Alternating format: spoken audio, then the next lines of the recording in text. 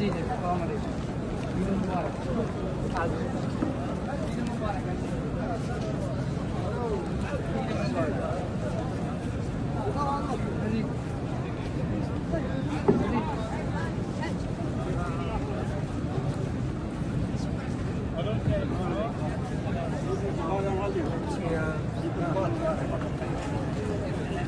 सलाम अलैकुम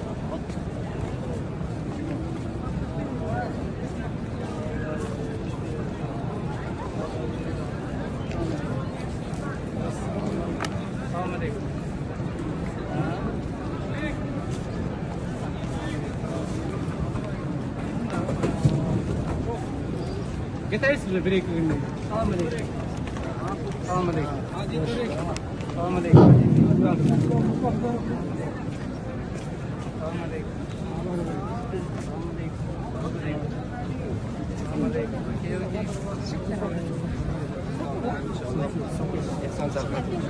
Selamun Aleyküm. Allah razı olsun. Allah razı olsun.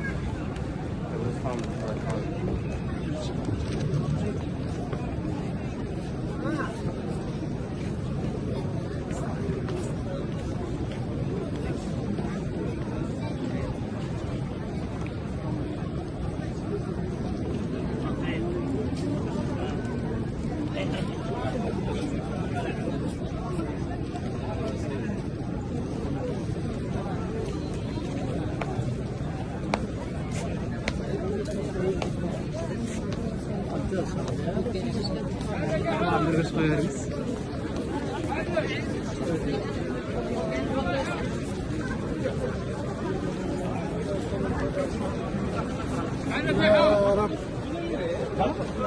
Hadi.